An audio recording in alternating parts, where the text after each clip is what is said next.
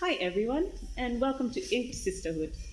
Inked Sisterhood is the largest female motorcycling club in Kenya, and we promise, as usual, to bring you excellent content on our YouTube page. So please remember to hit the subscribe button so that you get notifications each time we have brand new content. As we continue our conversations on World Day of Remembrance for road traffic victims, today we're having a conversation about where it all begins in training. And we're going to have a wholesome conversation with a very special guest today. And I'd like to ask him to introduce himself. Karibu. Tell us your name and what you do and where you do it. Thank you, Amanda. My name is Malibu. I'm the lead trainer for Inked Bike and Rider Training. We provide motorcycle safety training, especially to new riders. Yes. All right, so where are you based? Where do you do this training? We're in Karen, and we're also on Gombo. At the moment, we're still in Nairobi. Right. So today, as we celebrate and honor people who we've lost or people who've been seriously injured in motorcycle accidents, is there any particular person that you would like to remember on this day? Yes, there are quite a number of people who come to mind when you talk about the road crash victims, especially for motorcyclists. But the ones who are closest to my heart are Koi Gitonga and Sasaro Mugambi. They lost their lives last year and the prior year. So they're still very close to my heart as crash victims. Sorry about that loss, Malibu. Is there anything you'd like to talk about those incidents? What happened on the day? Is there anything you'd like to talk about incidents that have involved people that you know? I feel that these crashes were didn't need to happen. This was an unnecessary loss of life. And as a trainer, I feel that I bear some responsibility, because I think that maybe there's some knowledge or there's some skill that they could have had that we didn't impart, or we didn't grind into them, that would have helped them at their moment of need. Because these crashes, they're not really accidents, because I think when we talk about accidents, acts of God where you really don't have control. But this being crashes, even if it's a small element of control to avoid it escalating to that point. So I do feel like in hindsight, maybe the outcome would have been different if they had certain skills, certain knowledge or information. Yes. Now, every single time an accident happens and we get to hear about it, sometimes we freeze and we feel like we don't want to get back on the road again. As a trainer, like during the time when people are learning how to ride, does that affect the training? What do the students say about it? How do they feel? Does it make them lose that psych they had in the beginning? How does that go? Yeah,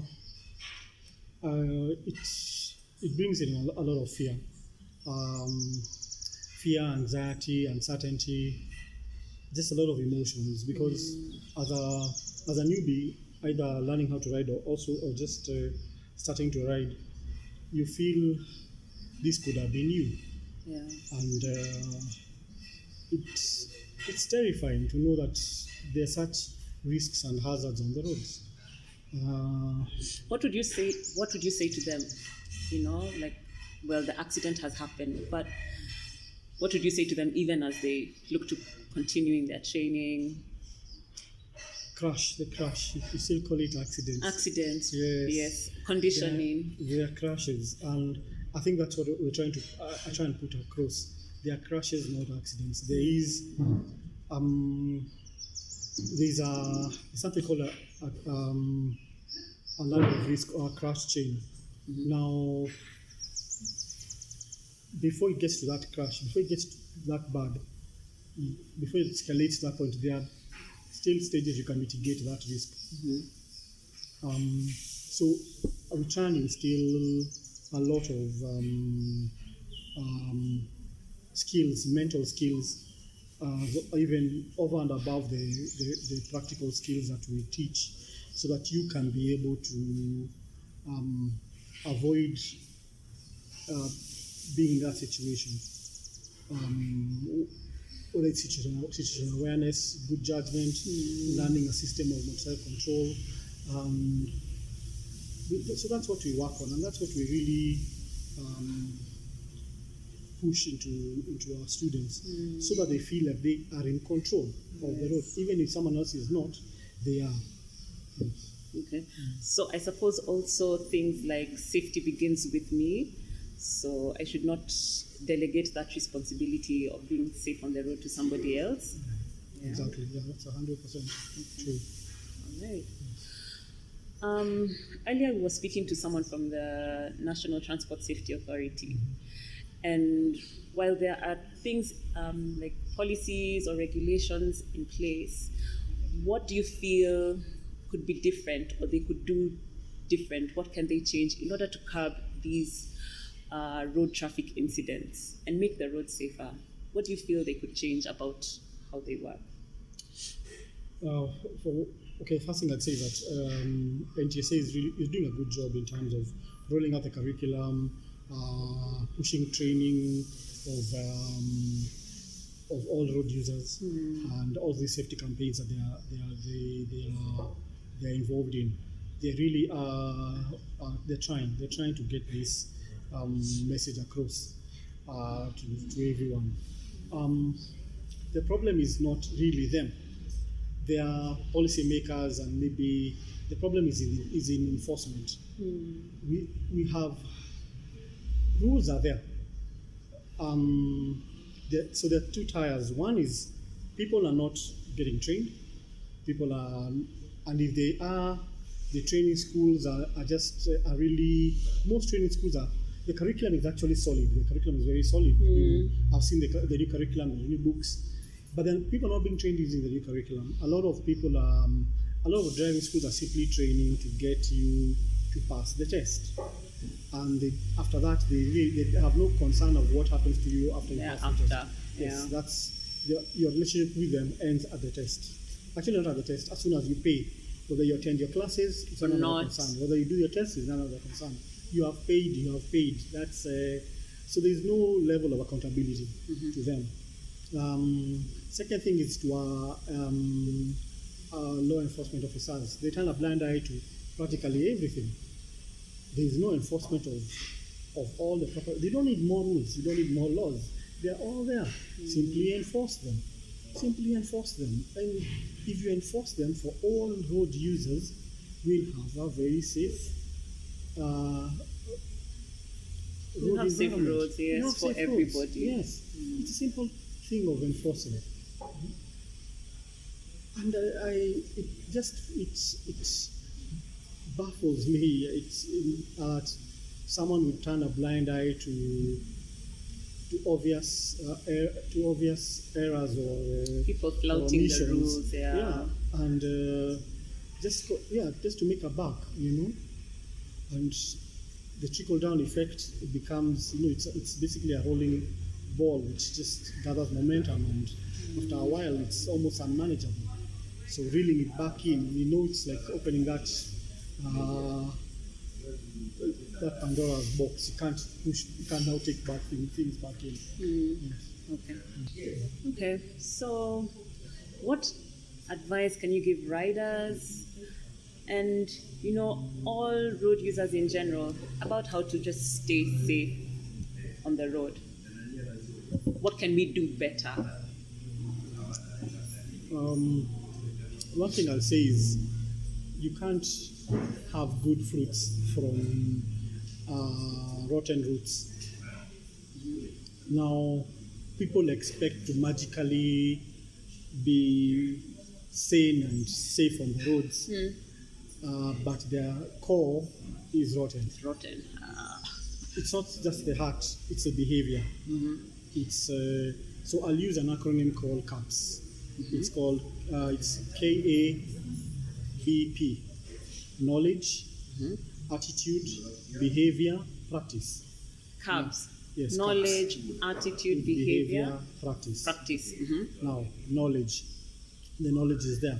Train, train, train, train. Now, training is not just going to the driving school and training, especially for us motorcyclists. Training and everyone else. Training is you're always learning, you're always training, you're always getting more information, more knowledge.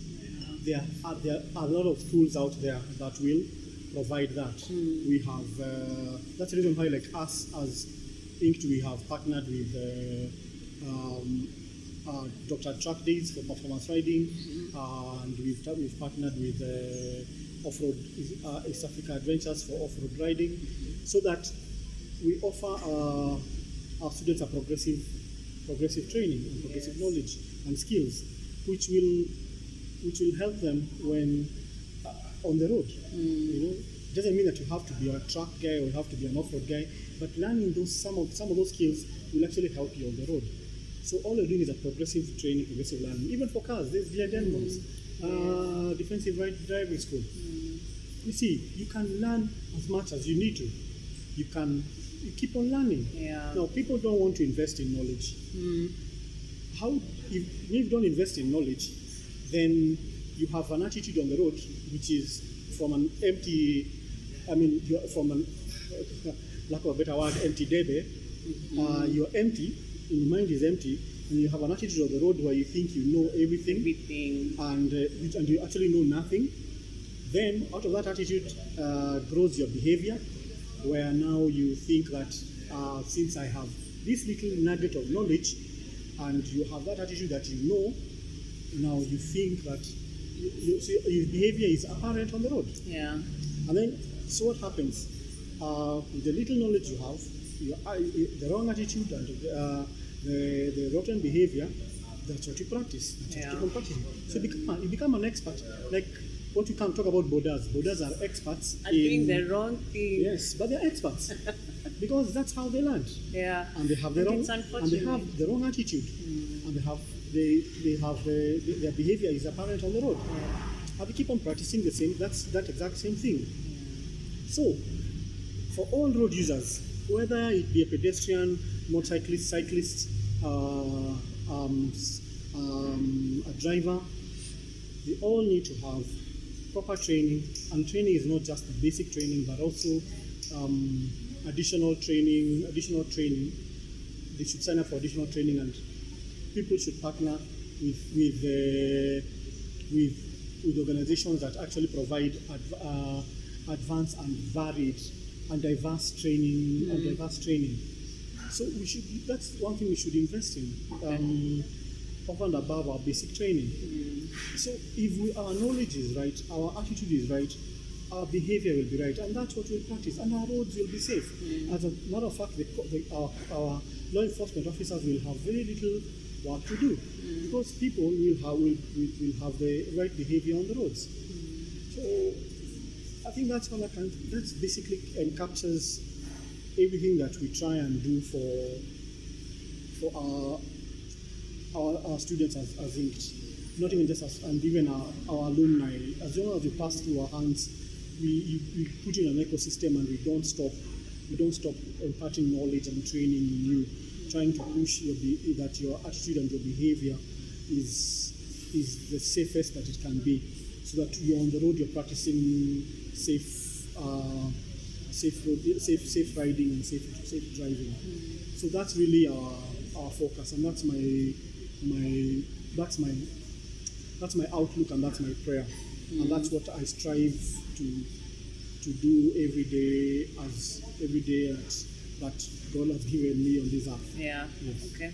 So I suppose what I'm hearing is using the road is more than just knowing how to get from point A to point B, but we need to get better, learn different skills, things that will, help us be better road users regardless. And then also sharing the road. You mentioned it's for pedestrians, it's drivers, it's bikers, it's cyclists, everyone. So that's another really good reminder to share the road. It's for all of us. Then, Okay. You were going to say something else. there's a part to play for even government because Yeah. of the road designs. Yeah. You can see the road designs with focus on pedestrian pathways, make it safer for everyone else. Yeah.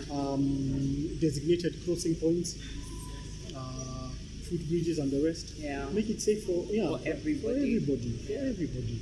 Yes. Okay. So what's your parting shot, Malibu, as we wind down this conversation? Any last thing you'd like to say to everybody? And because people who watch this there's lots of bikers, but other road users as well, and people who can begin to see things from a different perspective. What would you like to tell our viewers? Well, what I'd say is that road safety starts with you. As you rightly said, you can't shuck out responsibility to someone else. It's our responsibility. And if you're on the road, even if you're walking your dog or anything, as long as you're on the road, you have a part to play in making that road safe, not just for you, but for everyone else. So it's, I think let's take that responsibility as a personal responsibility. It starts from the smallest things of even discarding trash on the road. Those are things that you don't think affect anyone else. But they create hazards. They create hazards. Yeah. You see, and those are small things. So if you're responsible, if you take personal responsibility for your actions on the road, whether you are walking, whether you're driving, whether you're cycling, whether you are whatever it is you're doing, then you make it safer for you and for everyone else. Yes. Also, I'd like to applaud initiatives like yours that come out to highlight road crash victims and push push the aspect of safety, especially road safety for everyone. So I do appreciate that for even your invitation to share some of our passions and with everyone else. So thank you. All right. Thank you, Malibu. It's been great to have this conversation with you. Again, guys, remember, road safety begins with me.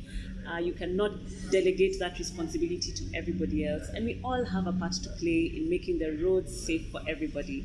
So, yeah, that's it. Bye. Bye. I just don't know how to end. So that brings us to the end of our conversation today. Please remember to follow us and subscribe to our YouTube channel so that you can get notifications every time we have new content. Thank you and Bye. Yeah, and then now is where you bring the end. Yeah.